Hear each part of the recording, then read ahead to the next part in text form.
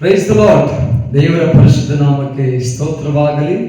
ಈ ದಿನ ಸಹ ನಮ್ಮ ದೇವರ ವಾಕ್ಯ ಕರ್ತನ ಭೋಜನದ ಕುರಿತು. ಕರ್ತನ ಭೋಜನ ಅಂದರೆ ಎಲ್ಲರಿಗೂ ಜ್ಞಾಪಕ ಬರುವಂತ ಒಂದು ವಿಷಯ. ಸಂಪೂರ್ಣ ರಾತ್ರಿ ಪ್ರಾರ್ಥನೆ ಹಾಗೂ ಭಾನುವಾರ ಕರ್ತನ ದೇಹ ಹಾಗೂ ಕರ್ತನ ರೊಟ್ಟಿ ದ್ರಾಕ್ಷಾರಸ ಎಂಬುದಾಗಿ ನಮಗೆ ಜ್ಞಾಪಕ ಬರುತ್ತದೆ. ಆದರೆ ಅಪೊಸ್ತಲನಾದ ಪೌಲನು ಕರ್ತನ ಭೋಜನದ ಬಗ್ಗೆ ಸತ್ಯವೇದದಲ್ಲಿ ಕೆಲವು ಕ್ರಮಗಳನ್ನು ತಂದಿದ್ದಾನೆ. ಕೊರಿಂಥದಲ್ಲಿರುವ ಪಟ್ಟಣದಲ್ಲಿರುವ ಜನರು ಅನೇಕ ತರವಾದ ಕೆಲಸಗಳನ್ನು ಮಾಡುವವರು, ಅದೇ ರೀತಿ ಅನೇಕ ಕೆಟ್ಟ ಕೃತ್ಯಗಳನ್ನು ನಡೆಸುತ್ತಿದ್ದಂತ ಜನರಲ್ಲಿದ್ದರು.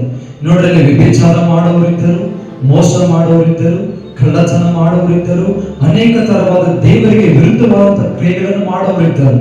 ಅದಕ್ಕೆ ಪೌಲನು ಅದೆಲ್ಲವನ್ನು ಗಮನಿಸಿ ಕರ್ತನ ಭೋಜನದ ಬಗ್ಗೆ ಕೆಲವು ಕ್ರಮಗಳನ್ನು ತಂದನು. ಅದು ಏನೆಂಬುದಾಗಿ ನಾವು ನೋಡುವುದಾದರೆ, ಇದು ಪೌಲನು ಹೇಳ್ತಾನೆ, ಈ ಒಂದು ಉಪದೇಶವನ್ನು ನನ್ನ ಕರ್ತನಾದ ಯೇಸುವಿನಿಂದ ನಾನು ಹೊಂದಿದ್ದೇನೆ.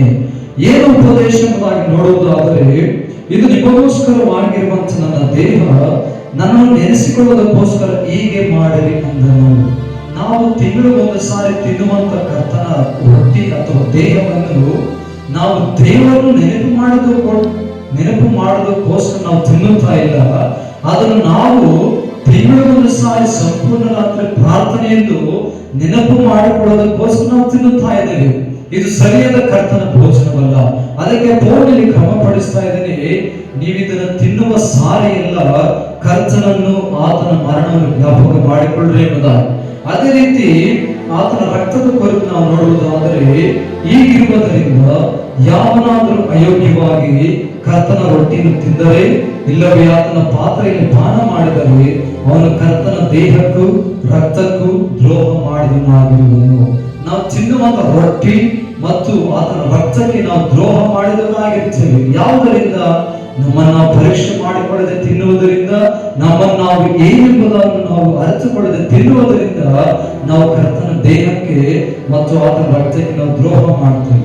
ಅದರಿಂದ ಪೌಲನು ಕ್ರಮಪಡಿಸ್ತಾ ಇದ್ದೇನೆ, ನಾವು ಯಾವ ರೀತಿ ಕರ್ತನ ಭೋಜನ ತೆಗೆದುಕೊಳ್ಳಬೇಕೆಂಬುದಾಗಿ ಪೌಲನಿಗೆ ಸತ್ಯವೇದದಲ್ಲಿ ಆತನ ಕ್ರಮಪಡಿಸ್ತಾ ಇದ್ದೇವೆ.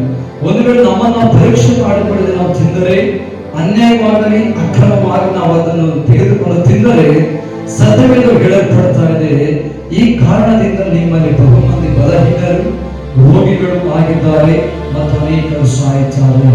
ನಾವು ಕರ್ತನ ಭೋಜನವನ್ನು ವಿವೇಚಿಸದೆ ಅದನ್ನು ದ್ರೋಹ ಮಾಡಿ ನಾವು ತಿನ್ನುವುದಾದರೆ ನಾವೇನಾಗ್ತೀವಂತೆ? ಬಲಹೀನರಾಗ್ತೀವಿ, ರೋಗಿಗಳಾಗ್ತೀವಿ ಮತ್ತು ಅನೇಕ ಜನರು ಏನಾಗ್ತಾರೆ? ಸಾಯುತ್ತಾರೆ. ಆದರೆ ತಿಂಗಳಿಗೊಂದು ಸಾರಿ ಕರ್ತನ ಭೋಜನ ತೆಗೆದುಕೊಳ್ಳುವಂತ ಎಲ್ಲ ಸಹೋದರಿ ಸಹೋದರರೇ, ನಿಮ್ಮನ್ನು ಪರೀಕ್ಷೆ ಮಾಡಿಕೊಂಡು ಕರ್ತನ ಭೋಜನಕ್ಕೆ ಕೈ ಹಾಕುವುದು. ಒಂದು ವೇಳೆ ನೀವು ವಿವೇಚಿಸದೆ ತಿನ್ನುವುದರಿಂದ ನೀವು ಬಲಹೀನರಾಗ್ತೀರ, ರೋಗಿಗಳಾಗ್ತೀರ ಮತ್ತು ಅನೇಕರು ಸಾಯುತ್ತೀರ. ದೇವರ ವಾಕ್ಯವನ್ನು ಆಶೀರ್ವದಿಸಲಿ. ಆಮೆನ್.